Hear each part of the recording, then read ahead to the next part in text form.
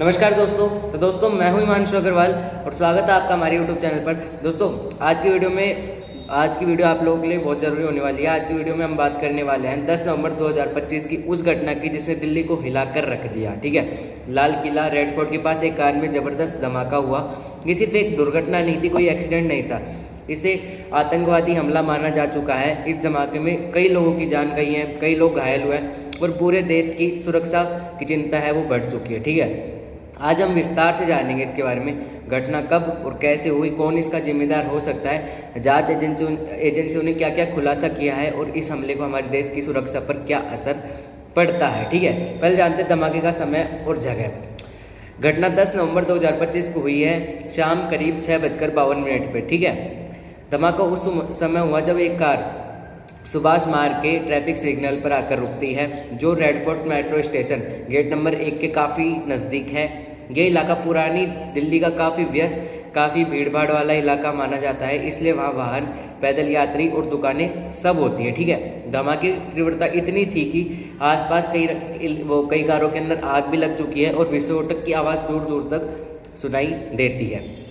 अब जानते हैं शुरुआती नुकसान और क्या बचाव कार्य हुआ है वहाँ पर। धमाके के तुरंत बाद फायर ब्रिगेड और एम्बुलेंस घटना स्थल पर पहुँच गई थी। आसपास खड़ी कई गाड़ियों में आग लगी और कुछ ऑटो रिक्शा भी इसकी चपेट में आ गए थे। मरने वालों की संख्या रिपोर्ट्स में अलग अलग है, कुछ कह रहे हैं 10 से 12 लोगों की मृत्यु हुई है, जबकि अन्य रिपोर्ट्स में इसको 8 से 10 भी कहा जा रहा है। ठीक है, घायल हुए लोगों को LNGP अस्पताल सहित अन्य संस्थानों में ले जाया गया था। घटना के बाद सुरक्षा एजेंसियों ने इलाके को तुरंत सील कर दिया। ठीक है, और फॉरेंसिक टीम को भी बुला लिया गया था। हमले का प्रथम विश्लेषण यह है कि टेरर एंगल देखा गया था। प्रारंभ में जांच में कई संभावनाएं दिख रही थी, दुर्घटना, गैस सिलेंडर ब्लास्ट या आतंकवादी हमला, लेकिन धीरे धीरे ये साफ हुआ कि ये कार आधारित IED हमला हो सकता है, यानी एक आतंकवादी घटना ही मानी गई थी इसको। दिल्ली पुलिस और NIA ने इसे आतंकवादी घटना मान लिया है। UAPA unlawful activities prevention act की धारा लगाई गई है इसमें, जिसके अंदर आतंकवादी घटना ही आती है। ठीक है, गृह मंत्रालय और UPA सरकार ने इस हमले को एंटी नेशनल फोर्सेस की कड़ी निंदा के साथ साझा किया है। फोरेंसिक विश्लेषण बताया गया है कि ब्लास्ट में इस्तेमाल विस्फोटक एमोनियम नाइट्रेट जैसा पदार्थ हो सकता है। ये सामान्य जो उत्वर्त है, लेकिन बम बनाने में इस्तेमाल हो सकता है, नहीं बहुत ज़्यादा इससे मतलब दिक्कत हो सकती है, लोगों को बहुत ज़्यादा प्रभावित करता है ये। ठीक है, संदिग्ध और दोषी कौन जिम्मेदार हो सकता है इस पूरे मामले पे। जांच में सामने आया है कि डॉक्टर उमर उन नबी नामक व्यक्ति इस कार का मालिक था और वो फरीदाबाद की अल्फला यूनिवर्सिटी से भी जुड़ा था। ठीक है, सूत्रों के मुताबिक उसे और अन्य साथियों पर फरीदाबाद आधारित एक आतंकवादी मॉडल का आरोप है। NIA ने बताया कि उमर और एक अन्य व्यक्ति आमिर रशीद अली ने कार की खरीद में मिलकर काम किया था। आमिर की गिरफ्तारी अभी हो चुकी है। इस मॉड्यूल में अन्य लोग भी शामिल बताए जा रहे हैं, जिनमें डॉक्टर पहलों की भूमिका भी हो सकती है। ठीक है, बताया गया कि 3 डायरी मिली है उमर और अन्य आरोपियों से, जिनमें उन्होंने प्लानिंग, फेडिंग और सहयोगियों का जिक्र किया था। ठीक है, अब बात करते हैं घटना की प्लानिंग कैसे हुई है। डायरी के जरिए पता चला कि इस ग्रुप ने करीब 20 लाख जुटाए थे ताकि विस्फोटक तैयार है वो किया जाए और IED बनाया जाए। उन्होंने NPK फर्टिलाइज़र खरीदा, जिसे आमतौर पर कृषि में इस्तेमाल किया जाता है, पर विस्फोटक बनाने में भी इसका इस्तेमाल हो सकता है। ठीक है, आप लोगों में बता दूं, जांच में ये भी सामने आया है कि उमर का नेटवर्क जम्मू एंड कश्मीर और फरीदाबाद दोनों में फैला हुआ था। ठीक है, उन्होंने इलेक्ट्रॉनिक कम्युनिकेशन जैसे सिग्नल ऐप ग्रुप का इस्तेमाल किया था ताकि प्लानिंग और लॉजिस्टिक को कोऑर्डिनेट किया जा सके। ठीक है, फोरेंसिक जांच में उमर की शिनाख्त DNA के माध्यम से की गई। उनकी मां के नमूनों से मैच मिल चुका है, क्योंकि जब वो गाड़ी ड्राइव कर रहे थे वो भी सलट चुका है उस मामले में। ठीक है, विस्फोटक की तकनीकी और लैंडस्केप जांच में यह भी कहा गया है कि कार I-20 मॉडल की थी, जिसमें भारी मात्रा में विस्फोटक भरा हुआ था। ठीक है, विस्फोटक के बाद आसपास की गाड़ी और ऑटो रिक्शा मतलब उन जो भी बहुत ज़्यादा प्रभावित है और उनमें भी आग लग चुकी है। ठीक है, फॉरेंसिक टीम ने यह कहा कि कुछ विस्फोटक अवशेष मिले हैं, लेकिन जो धातु बहुत कम पाएगा, जो एक बम ब्लास्ट में कोई आतंकवादी संगठन इस्तेमाल करता है वैसे बहुत कम पाएगा है। ये एक तरह से प्लान को दर्शाता है कि हमलावर ने अधिक विनाश नहीं किया, या हो सकता है धमाका इसने मैनेज किया गया हो। ठीक है, विस्फोटक की लहर इतनी ज़बरदस्त थी, इतनी तेज़ थी कि आसपास की बिल्डिंग तक हिल गई, खिड़कियाँ टूटी और लोग दहशत के अंदर इधर उधर भागने लग गए थे। ठीक है, फोरेंसिक और विस्फोटक विशेषज्ञ आगे जांच कर रहे हैं कि विस्फोटक का स्रोत कहां से आया था और किस प्रकार इकट्ठा किया गया था। सरकार और राजनीतिक प्रतिक्रिया। अब देखते सरकार की और राजनीतिक की क्या प्रतिक्रिया रही है इस मामले पर। घटना के बाद यूनियन कैबिनेट ने एक विशेष बैठक की और धमाके की हीनियस टेरर इंसिडेंट कहा।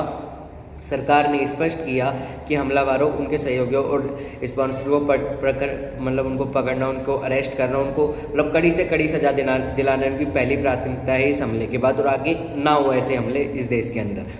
गृह मंत्री अमित शाह जी ने एजेंसियों को निर्देश दिए कि सभी आरोपी मिलकर काम कर रहे होंगे और उन्हें तेजी से ट्रैक किया जाए, उनको तेजी से उनके खिलाफ एक्शन लिया जाए। इसके साथ ही सुरक्षा बढ़ा दी गई है। विशेष रूप से राष्ट्रीय स्मारकों, महत्वपूर्ण पब्लिक स्पेस और ट्रैफिक चौराहों पर नियंत्रण कड़ा किया गया है ताकि आज आगे के बाद ऐसे कोई हमले नहीं किए जाए। प्रधानमंत्री नरेंद्र मोदी जी ने भी नागरिकों को भरोसा दिलाया है कि दोषियों को सख्त तरीके से सजा मिलेगी, उनको बख्शा नहीं जाएगा। जांच एजेंसियों का काम और आगे की दिशा क्या है वो भी जानते हैं। एनआईए ने मामले की जिम्मेदारी ली हुई है और एक स्पेशल टीम बना ली है इस मामले के बाद। इसके अलावा Delhi police, Jammu Kashmir police, NSG और फॉरेंसिक टीम मिलकर इस मामले पर काम कर रही हैं। जांच में करीब 73 गवाहों से भी बात की गई है, जिसमें घायल और उस इलाके के लोग शामिल है जहाँ पर बम ब्लास्ट किया गया है।